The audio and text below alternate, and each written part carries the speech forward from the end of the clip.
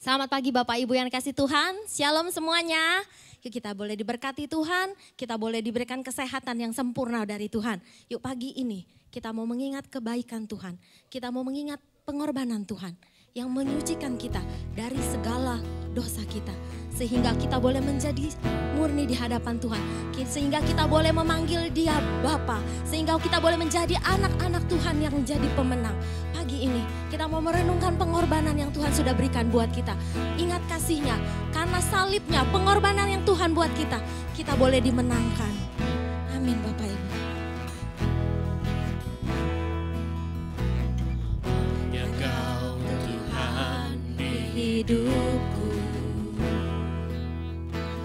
Kau berikan hidup yang baru. Darah-Mu menyucikan, pulihkan hatiku. Ku nyatakan Kaulah segalanya. Engkaulah sumber pengharapan kami. Engkaulah sumber pengharapan. Kuasa-Mu sanggup menyembuhkan kami. Kuasa-Mu sanggup menyembuhkan. Jiwaku pun berserah hanya kepadamu. Yesus, Kaulah segalanya. Karena salib-Mu kami boleh hidup Tuhan. Karena salib-Mu ku hidup. Karena salib-Mu memberikan kami kemenangan. Karena salib-Mu Haleluya. menang. Engkau yang berkuasa, sanggup Mujizat-Mu tetap ada buat kami semua pagi ini Yesus. Mujizat-Mu karena salib-Mu. Karena salib-Mu ku hidup. Karena salib-Mu. Karena salib-Mu ku menang. Engkau yang berkuasa, sanggup untuk melakukan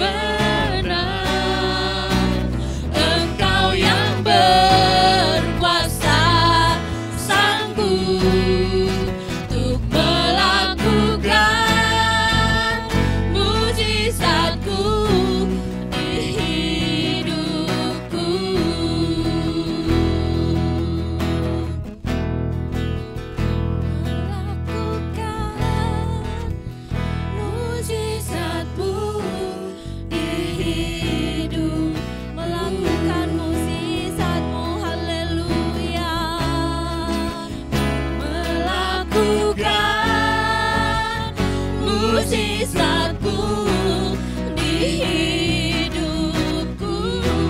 Haleluya, terima kasih Tuhan. Haleluya, terima kasih Tuhan. Terima kasih Tuhan ya Ramase.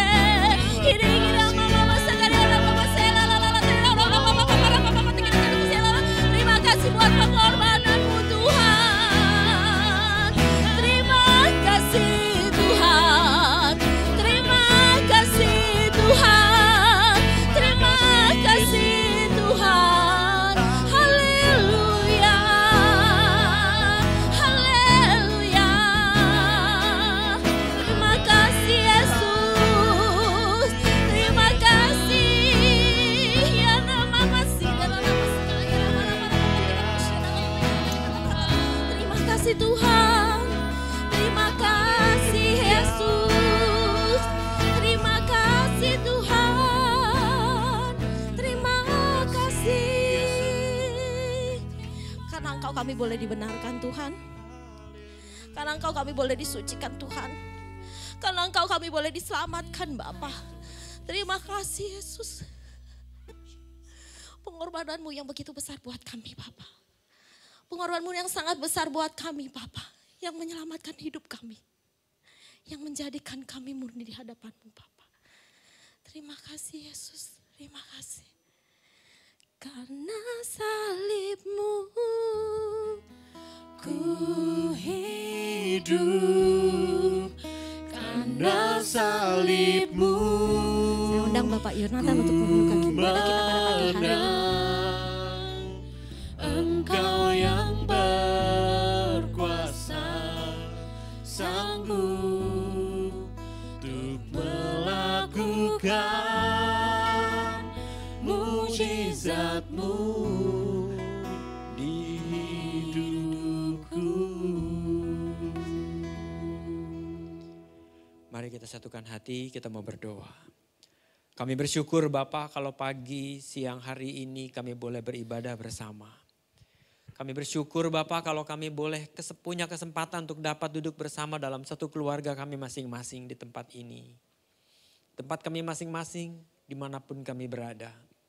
Kami bersyukur Bapa kalau Engkau masih menuntun setiap kami, biarlah kami boleh mempunyai satu kekuatan di dalam persekutuan kami masing-masing di rumah. Dan acara ini boleh kami lakukan kiranya karena kemurahan Tuhan. Biarlah kami mau buka acara ini dari awal sampai selesai dalam tangan-Mu ya Tuhan. Supaya apa yang kami buat, apa yang kami kerjakan senantiasa boleh memberi dampak yang baik bagi setiap kami semua. Sehingga kami boleh merasakan hadirat Tuhan di tiap-tiap keluarga, di tiap-tiap rumah tangga, dimanapun kami berbakti. Kami percaya Roh Allah senantiasa ada bersama dengan kami. Kami mau serahkan seluruhnya, urapan Tuhan boleh mengalir dalam setiap kami dan tangan Tuhan yang menuntun kami. Di dalam nama Yesus kami alaskan doa ini dan kami buka acara kami. Haleluya. Amin. Yuk Bapak Ibu dan kasih Tuhan, kita mau betapa bersyukur, kita mau melihat ciptaan Tuhan, langit dan bumi yang selalu senantiasa ada. Yang selalu memberikan berkatnya buat kita. Dia yang menciptakan kita semua. Dia yang memanggungkan kita, langit dan bumi. Langit dan bumi, pujilah Tuhan. Sebab Dia ciptakan semuanya. Dia ciptakan semuanya. Keagungannya mengatasi langit bumi. Sembah sujud di hadap langit dan bumi. Langit dan bumi, pujilah Tuhan. Sebab Dia ciptakan semuanya. Keagungannya, Keagungannya mengatasi langit bumi. Sembah sujud di hadapannya. Ku puji, ku sembah, ku puji, ku sembah Yesus Kristus Sang Penebusku. Ku puji, ku sembah, ku puji, ku sembah Yesus Tuhan dan Rajaku. Haleluya, haleluya, amin. Haleluya, amin. Haleluya,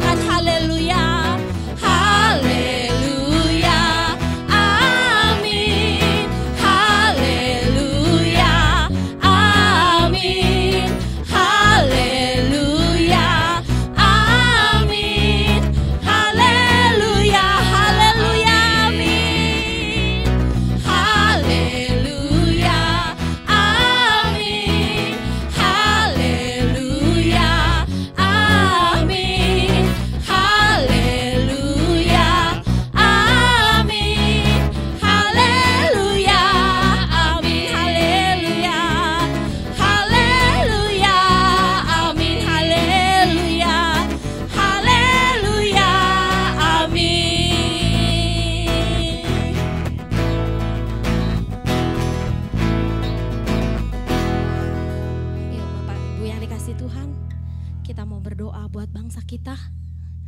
Kita mau berdoa biar belas kasihan Allah boleh turun buat bangsa kita. Biarlah kasih setia Tuhan boleh memulihkan bangsa kita. Kita boleh melihat karya Tuhan yang itu indah. Bangsa Indonesia boleh bangkit. Bangsa Indonesia boleh ada lagi. Yesus, terima kasih Tuhan.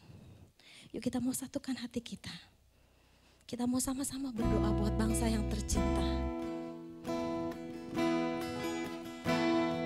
Besar dan ajaiblah karya-Mu Tuhan. Besar dan ajaiblah karya-Mu Yesus.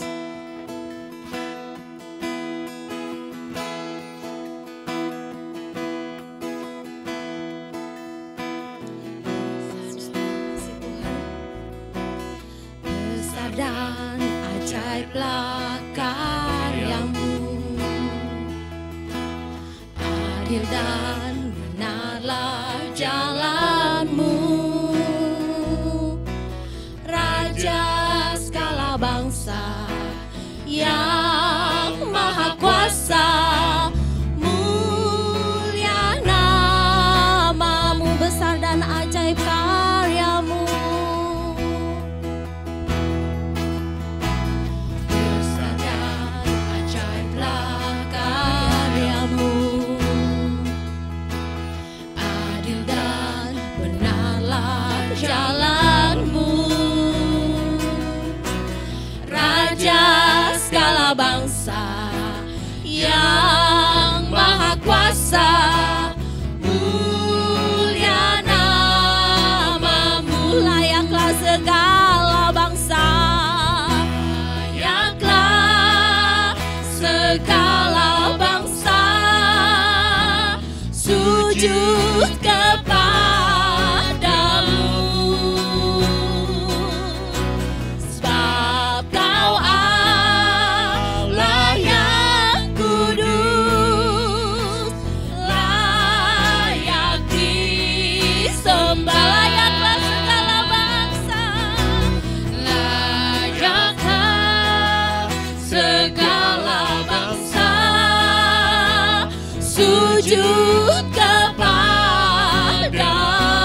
sebab Kaulah Tuhan, sebab Kau Allah yang kudus, layak disembah. Katakan layaklah, layaklah segala bangsa. Kau Allah yang hidup, Allah yang melihat setiap kami. Sujud kepadamu, Kau melihat setiap hati kami. sebab Kau Allah yang kudus, layak disembah, layaklah, layaklah segala bangsa sujud kepadamu, sebab Kau Allah yang kudus, layak disembah, layaklah, layaklah segala bangsa sujud kepadamu,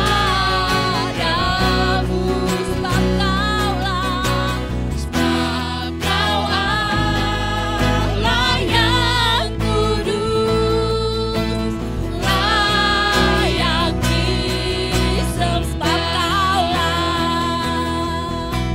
sebab Kau Allah yang kudus, layak disembah,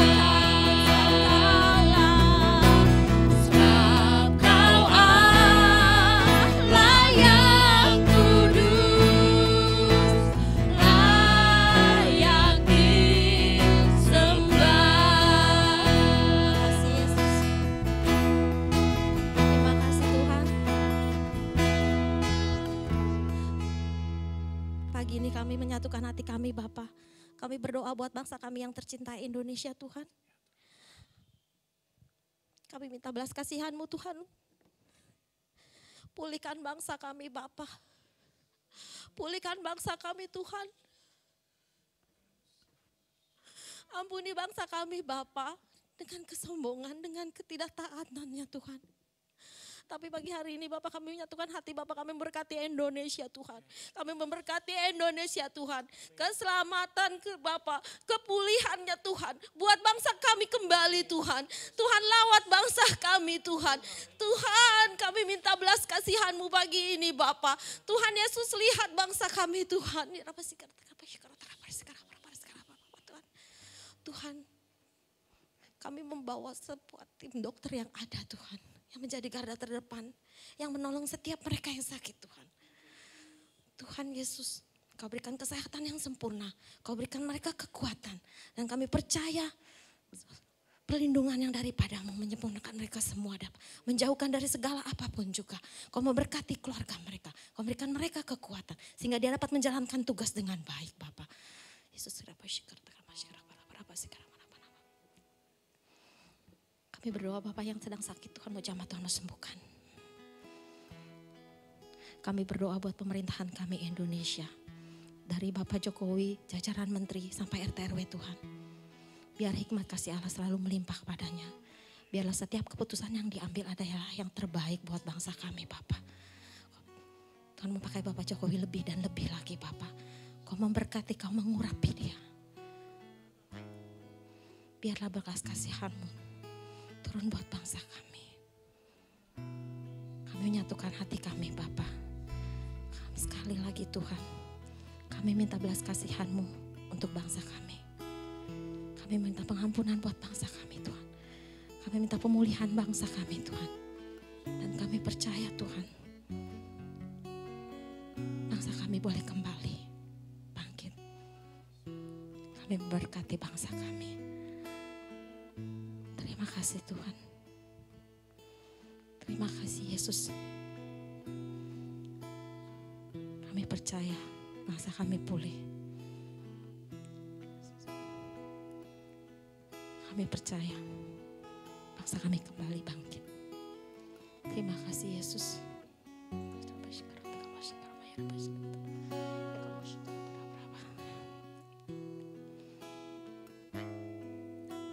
Biarlah mereka bangsa kami boleh yakin bahwa Engkau Allah yang hidup, Allah yang sanggup menolong kami semua.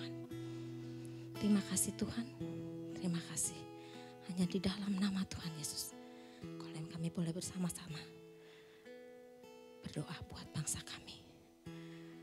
Kita sama-sama berdoa dan kita sama-sama menyatukan hati kita dan kita memberkati Indonesia. Pagi ini Indonesia penuh dengan kemuliaan Allah. Pagi ini bangsa Indonesia boleh bangkit. Pagi ini bangsa Indonesia Tuhan pulihkan. Pagi ini bangsa Indonesia Tuhan lawat. Terima kasih Tuhan, terima kasih. Hanya di dalam nama-Mu, satu nama yang menjadi Allah kami yang hidup, yang menjadi Raja kami, yang menjadi kekuatan kami. Kami berdoa dan mengucap syukur. Haleluya. Sama-sama kita katakan amin. Yuk kita mau siapkan hati kita mau mendengarkan firman Tuhan. Terlalu besar kasih-Mu Bapa, pengorbanan yang Tuhan sudah berikan buat kami. Sehingga kami boleh kuat. Sehingga kami boleh hidup.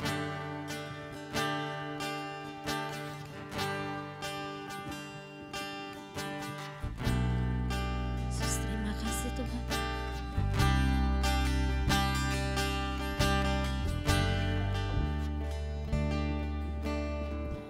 Telah kulihat bukti kasih-Mu, Kau menderita gantikanku. Dengan darah-Mu Kau selamatkanku. Kini ku hidup menyenangkan. Telah kulihat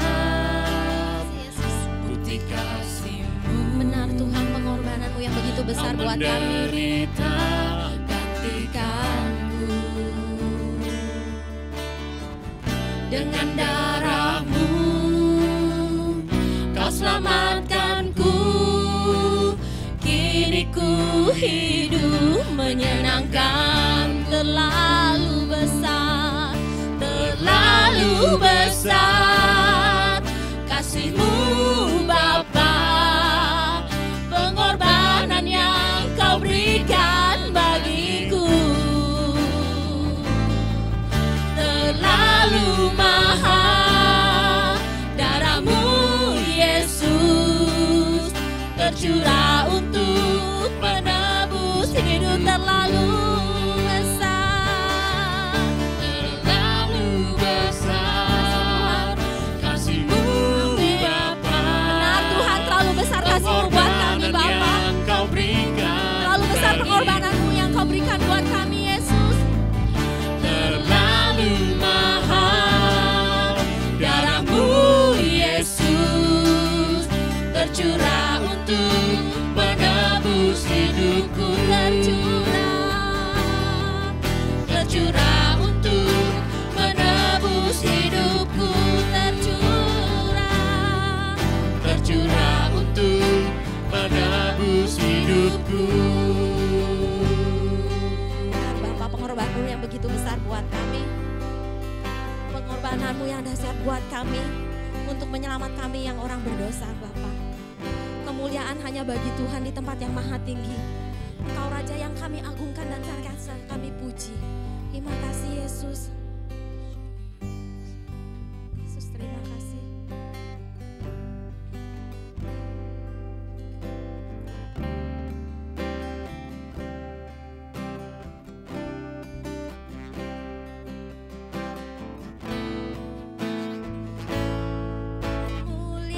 Kemuliaan bagi Tuhan di tempat maha tinggi. Kau Raja kami. Kau Raja diagungkan dan dipuji.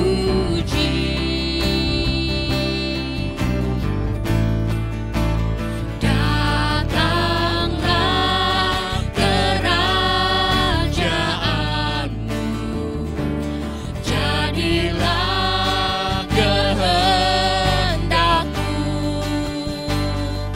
Seluruh bumi penuh kemuliaan-Mu.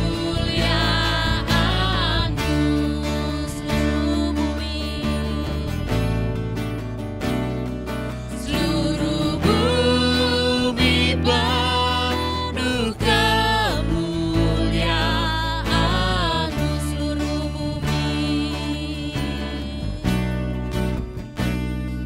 Seluruh bumi penuh kemuliaan. Kita mau menyatukan hati kita. Kita mau sama-sama mendengarkan firman Tuhan.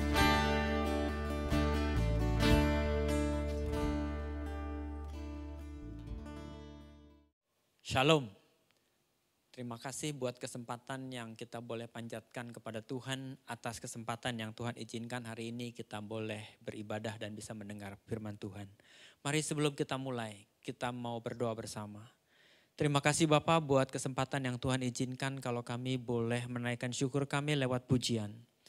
Hari ini kami mau mendengar firman-Mu. Kiranya Roh Kudus boleh bekerja di dalam setiap kami sehingga apa yang kami dengar betul-betul memberi dampak yang baik atas setiap orang dan umat manusia di umumnya pada muka bumi ini.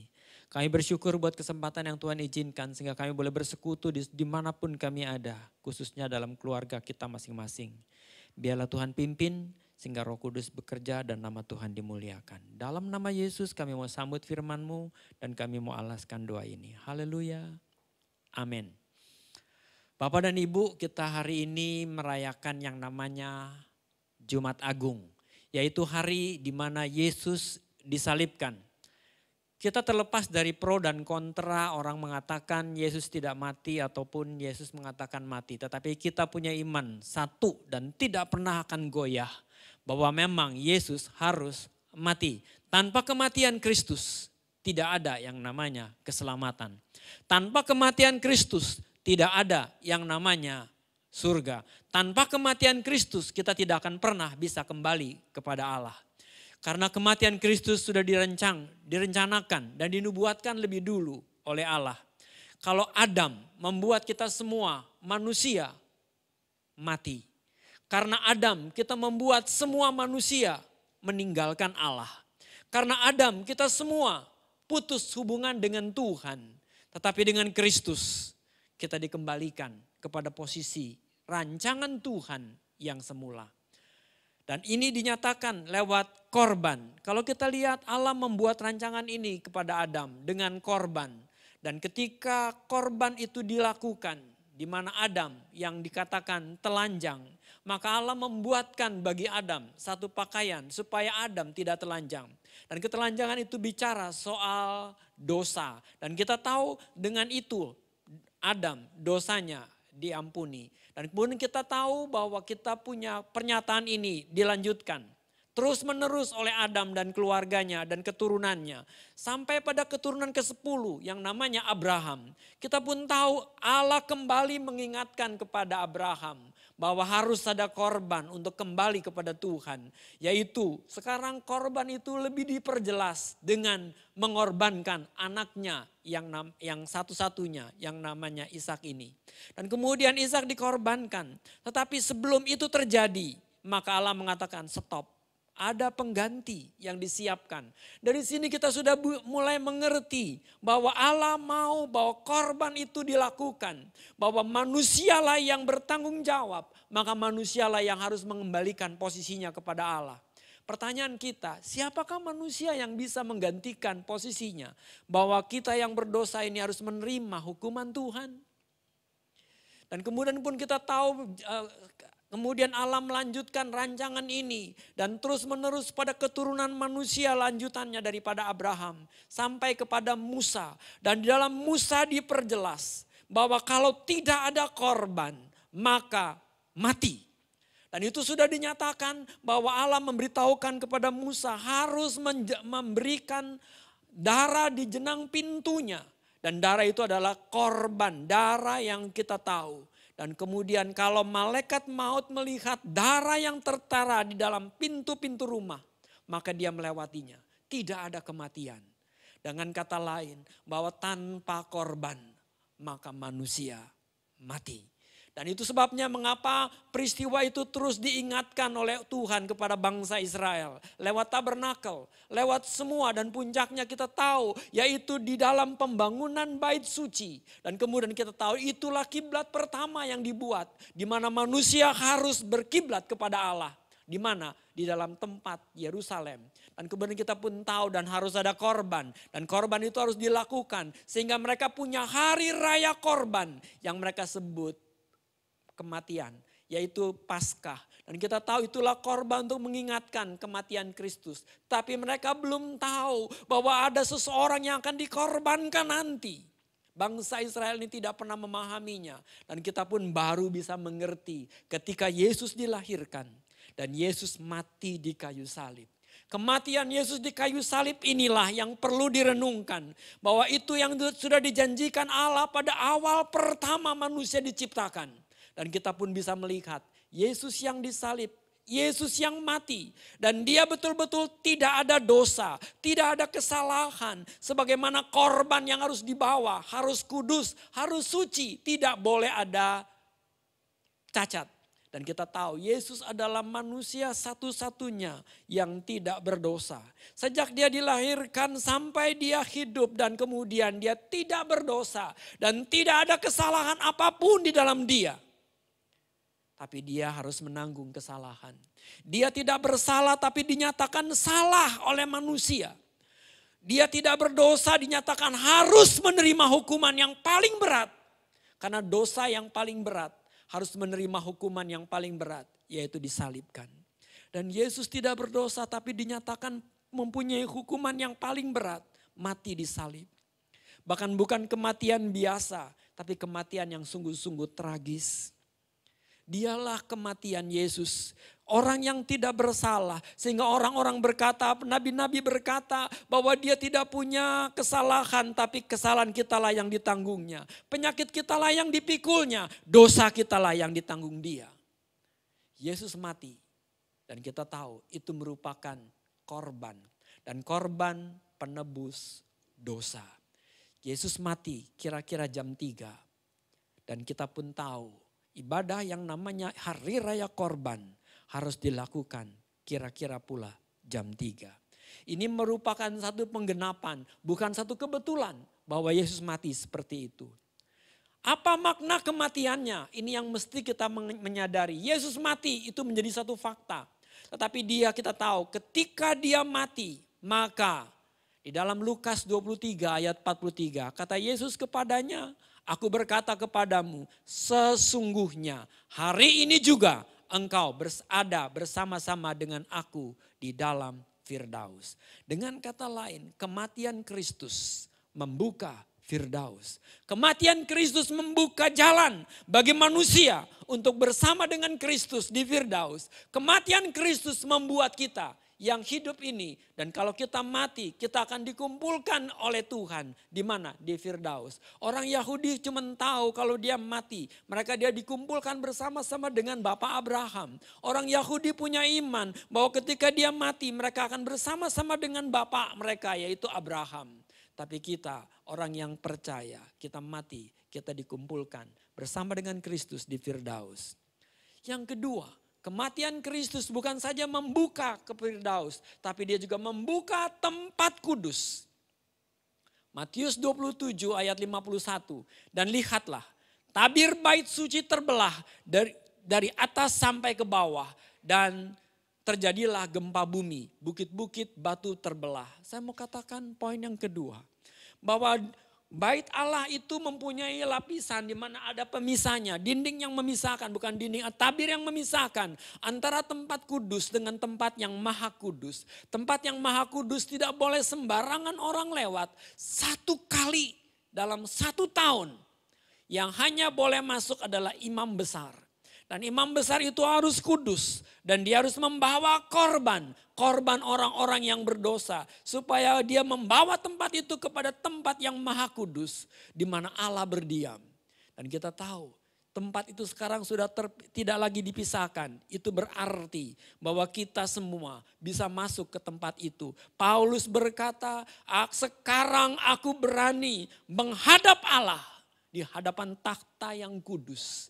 Kita bisa mengerti bahwa setiap orang percaya kita bisa menghampiri Tuhan. Lewat doa kita bersama, kita bisa menghampiri Tuhan. Berkata-kata secara pribadi dengan Tuhan tanpa melalui imam. Dulu orang-orang kalau mau berdoa, mereka tidak bisa berdoa. Mereka harus duduk bersama di dalam kemah. Mereka harus duduk bersama di dalam bait suci. Dan yang hanya boleh menyampaikan itu adalah imam besar atau imam-imam Tuhan. Tetapi sekarang kita semua, setiap pribadi bisa menghampiri Tuhan dan tahtanya. Karena apa? Tabir itu sudah terbelah. Kita pun tahu bahwa kita tidak ada lagi yang memisahkan kita sekarang ini. Tidak ada lagi orang yang bisa kita menghampiri Allah, tidak ada lagi penghambat. Maka kita tahu kematian Kristus membuka tabir itu. Yang ketiga, kematian Kristus menjadi pengganti kita. Banyak orang berkata pengganti itu apa? Kita tahu pengganti itu sudah Tuhan kasih tahu, seperti kita tahu pada waktu pada waktu Abraham mau membunuh yang namanya korban anaknya. Tapi Tuhan bilang stop, itu ada penggantinya. Diambilnya pengganti itu yang kita namakan substitute, pengganti. Sekarang kita pun tahu kalau Allah bisa menerima korban binatang untuk menggantikan dosa manusia. Maka kita pun tahu terlebih korban Kristus yang mati di kayu salib sebagai pengganti kita. Bukan lagi kita membayar hutang kita kepada iblis. Yesus mati bukan membayar hutangnya kepada iblis, tidak. Tapi Yesus mati untuk menerima murka Allah atas dosa manusia. Dari mana saya tahu bahwa Yesus menanggung dosa? Karena ketika Yesus mati, dia berkata, Eli, Eli lama sabatani. Artinya Tuhanku, Tuhanku, kenapa engkau tinggalkan aku? Yesus ditinggal Bapaknya, Yesus ditinggal oleh Roh Kudus. Kita tahu itulah yang membuat dia merasa berduka. Dia tinggal sendiri dan inilah dia manusia. Kemanusiaannya yang berteriak kepada Tuhan. Dan Yesus tidak akan tahan menderita ini. Itu sebabnya dia berseru kepada Tuhan. Meminta kasih kuasanya supaya dia bisa dikuatkan. Dan kita tahu itulah dosa yang membuat murka Allah atas dia. Itulah dosa yang membuat Tuhan meninggalkan dia. Ingat, Allah tidak bisa berdiam bersama dengan dosa. Itu sebabnya maka kita sebagai umat Tuhan, kita sudah didamaikan Tuhan bersama dengan Kristus yang mati di kayu salib. Menanggung segala dosa kita dan kita diselamatkan. Bukan saja makna kematian Kristus menjadi pengganti kita. Yang keempat, kematian Kristus membuat kita, orang-orang mati itu bangkit. Matius 27 ayat 52 dikatakan, dan kuburan-kuburan terbuka. Banyak orang kudus yang meninggal bangkit. Kematian Kristus membuat bangkit orang-orang yang mati. Ini yang mana yang bangkit? Kita tahu itulah orang kudus pada zaman generasi awal. Kita tahu pada zaman generasi permulaan yang mereka bukan bangsa Yahudi. Yang mereka bukan bangsa-bangsa orang-orang yang Yahudi. Tapi mereka adalah orang-orang yang kita kenal. Orang-orang kudus, orang-orang yang percaya. Dan mereka bukan sebagai kesatuan dengan betul dengan orang-orang Israel. Itu sebabnya mengapa mereka dikuburkan dan Alkitab mengatakan bahwa ada kebangkitan. Dan kapan kebangkitan itu terjadi? Itulah ketika Yesus mati di kayu salib. Dan itulah kebangkitannya mereka muncul. Dan kita tahu itu sebabnya mengapa ada kebangkitan. Kita tahu setelah kematian ada kebangkitan. Setelah kematian ada kebangkitan yang mau saya tekankan. Kematian yang mematikan kuasa kematian. Saya ulang ya. Kematian yang mematikan kuasa kematian. Sehingga Paulus bisa berkata, hai maut, di manakah sengatmu? Kita tidak perlu khawatir dengan kematian. Karena kita tahu setelah kematian kita punya kebangkitan. Kita punya kehidupan. Dan kehidupan itu kekal. Makanya tidak lagi menjadi kekhawatiran bagi umat Tuhan. Dengan kematian yang mengatakan kuasa kematian, sengat maut sudah dikalahkan. Kita bangkit dari kematian. Karena Yesus yang mati.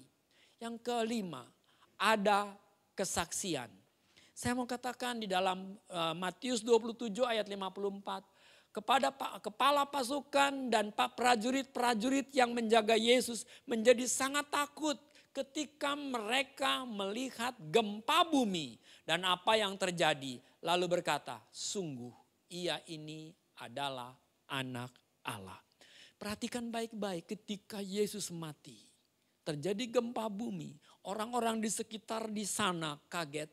Orang-orang di sekitar sana gemetar karena melihat orang yang seperti ini ternyata mempunyai otoritas yang begitu luar biasa. Dia bangkit, bukan orang-orang bangkit, bahkan dikatakan di sini mereka terjadi gempa dan mereka takut dan mereka berkata, sungguh ia ini adalah anak Allah.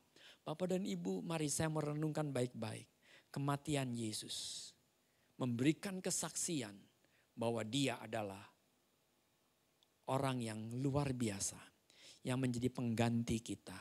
Dan dia berkata bahwa sungguh orang ini adalah anak Allah. Satu kesaksian yang membuat perubahan dalam hidup mereka. Karena itu kematian Kristus adalah kematian yang memberikan berita yang sangat baik. Membuat kita tahu bahwa kita punya hidup dan hidup itu kekal.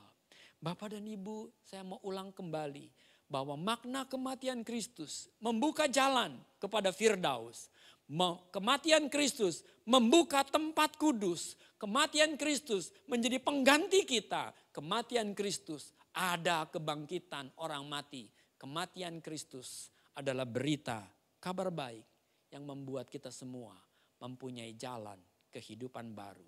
Tiada seorang pun yang bisa sampai kepada Bapa kalau tidak kembali kepada Yesus. Kalau tidak bersama dengan Kristus. Tiada jalan kepada hidup yang kekal kalau bukan lewat Yesus. Karena Yesuslah tempat satu-satunya yang mengembalikan posisi kita kembali kepada persekutuan dengan Bapa. Adam yang pertama membuat kita lepas dari Allah. Adam yang kedua mempersatukan kita dengan Allah. Adam yang pertama membuat kita mati. Adam yang kedua Yesus itu membuat kita hidup. Adam yang pertama yang kita kenal, yang pertama itu membuat kita putus hubungan. Adam yang kedua membuat kita kembali relation dengan Tuhan. Kita berkata dialah Bapa kita yang hidup. Mari kematian Kristus memberikan spirit baru buat kita. Bahwa kita punya hidup dan hidup itu kekal. Kiranya Tuhan memberkati kita semua. Amin. Mari kita berdoa. Kami bersyukur Bapa kalau kesempatan yang Tuhan izinkan buat kami hari ini. Bahwa kami boleh merenung kembali kematian Yesus. Dan kematian Yesus adalah jalan satu-satunya untuk hidup yang kekal. Kematian Kristus adalah jalan satu-satunya untuk mengembalikan kami kepada Allah. Karena tidak ada satu manusia pun di bumi ini yang bisa mengembalikan posisi kami untuk bersekutu kembali dengan Allah. Karena tidak ada manusia di bumi ini yang bisa memulihkan posisi kami di dalam persekutuan dengan Tuhan. Itu sebabnya Bapa kami bersyukur kalau kami boleh diberi jalan kesempatan ini oleh Yesus Kristus. Maka kami percaya Bapa, lewat dialah kami beroleh hidup yang kekal. Terima kasih buat kesempatan yang Tuhan izinkan. Kiranya firman Tuhan yang kami dengar bisa memberi dampak dalam hidup ini. Dan nama Tuhan dimuliakan. Dalam nama Yesus kami berdoa. Amin. Amin. Bapak dan Ibu, sebelum kita akhiri dan saya mau ajak kita sama-sama mengingat peristiwa kematian Yesus. Itu mengingatkan kita dengan peristiwa di mana Yesus sebelum mati di kayu salib. Itu sebabnya mengapa setiap kali kita merayakan yang namanya Jumat Agung, kita mesti mengadakan yang namanya perjamuan kudus. Saya mau mengingatkan kembali kepada Bapak dan Ibu, bahwa perjamuan kudus diperintahkan oleh Yesus. Lakukanlah untuk memperingati akan aku. Itu kata Tuhan, dia mengambil roti, lakukanlah untuk memperingati akan aku. Dia mengambil cawan, lakukanlah untuk memperingati akan aku. Ini bicara bahwa kematian dia harus kita ingat dan kita kenang. Karena kematiannya adalah kematian yang mempersatukan kita dengan Allah. Kematiannya membuat kita kembali kepada Allah. Dia mengambil roti dan berkata, inilah tubuhku yang dipecahkannya bagi kamu. Lakukanlah untuk memperingati akan dia. Bapak dan Ibu, bukan hanya roti yang mengenang kita kembali. Dia pun berkata, inilah darahku, darah perjanjian. Barang siapa yang minum darahku, di dalam dia ada hidup dan hidup itu kekal. Dua hal ini yang mesti kita renungkan dalam setiap kita. Paulus mengingatkan kita kalau kita mau mengambil roti dan anggur, kita harus benar di mata dia. Mari saya ajak semua. Untuk sebelum kita mengambil roti dan anggur, kita bisa mengucap syukur dan berdoa. Minta kekudusan, kebenaran kepada Tuhan. Bangsa Israel butuh waktu untuk mengambil Paskah dengan berpuasa. Kita cukup meminta pengampunan dari Yesus. Mari kita berdoa. Bapa, sebelum kami mengambil roti dan anggur, kuduskan kami dan layakkan kami supaya kami layak di hadapan-Mu. Supaya kami layak mengambil roti dan anggur ini. Sehingga kami boleh bersatu dengan Kristus. Di dalam tubuh Kristus yang satu. Dan jadikan itu sebagaimana yang Kau mau buat kami. Menjadikan tubuhnya Kristus menjadi tubuh kesatuan kami. Terima kasih Bapa, ampuni kami bila kami salah. Ampuni kami bila kami berbuat yang tidak berkenan. Kiranya Tuhan yang penuh dengan kasih. Mohon pengampunan-Mu dan Engkau yang memberikan pengampunan. Terima kasih Bapa, dalam nama Yesus kami mengucap syukur buat kesempatan ini. Dalam nama Yesus kami alaskan doa ini. Haleluya. Amin. Bapak dan Ibu silakan ambil rotimu dan angkat rotimu di tangan kananmu. Bukankah dengan iman kita percaya bahwa roti yang kita pegang ini adalah persekutuan dengan tubuh Kristus?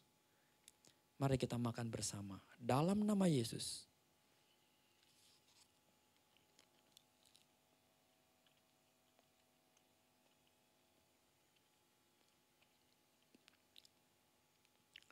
Ambil cawanmu. Bukankah dengan iman kita percaya bahwa ini adalah darah Kristus. Darah yang membuat perjanjian kita diperbaharui terus. Bahwa kita punya hidup dan hidup itu kekal. Kita dipersatukan oleh darah Yesus. Kita dipersatukan oleh korban Kristus. Kita dipersatukan kembali kepada Allah. Kembali kepada kodrat yang sebenarnya. Manusia yang diciptakan. Angkat roti ini. Dalam nama Yesus, kita minum bersama.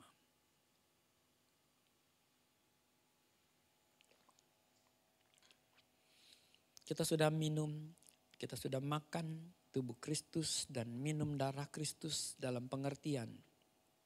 Roti dan anggur ini yang membuat kita mempunyai satu tubuh, tubuh Kristus. Kita dipersatukan lewat tubuh Kristus ini. Menjadi satu bangsa, bangsa yang kudus. Satu imam, imamat yang rajani. Satu umat, umat pilihan Tuhan. Dan tidak lain untuk memberitakan betapa besar karya Tuhan.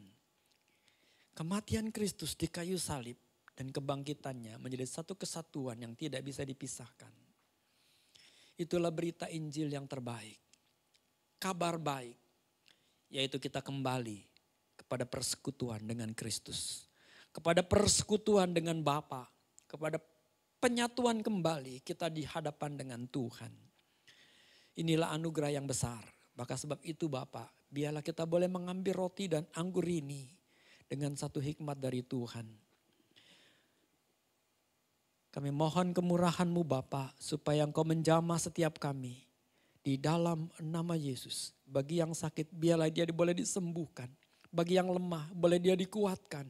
Bagi yang di dalam masa-masa yang sulit, Tuhan buka jalan, kepadanya lah jalan keselamatan, anugerah dan kasih karunia diberikan.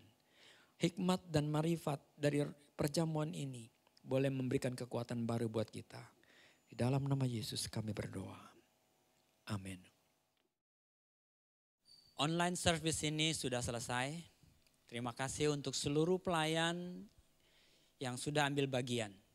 Dan untuk seluruh jemaat GKPI yang sudah setia mengikuti online service ini. Kiranya berkat, sukacita, damai sejahtera melimpah untuk kita semua. Sampai jumpa di online service selanjutnya pada hari Paskah Minggu 12 April 2020. Mari kita mau berdoa bersama. Bapa di surga, kami bersyukur buat kesempatan yang Tuhan izinkan kalau kami boleh ada dan mengikuti acara kami dari awal sampai selesai. Kiranya Tuhan sendiri yang akan tuntun kami dan bimbing kami untuk langkah-langkah selanjutnya dalam hidup ini. Dalam 1 minggu ke depan kami boleh melangkah dan kami berbuat. Kiranya apa yang kami kerjakan, kami lakukan, kami putuskan selalu berkenan kepadamu. Karena kami tahu dengan itulah membuat kami punya iman kami terus bertambah dan kasih karunia Tuhan boleh melimpah.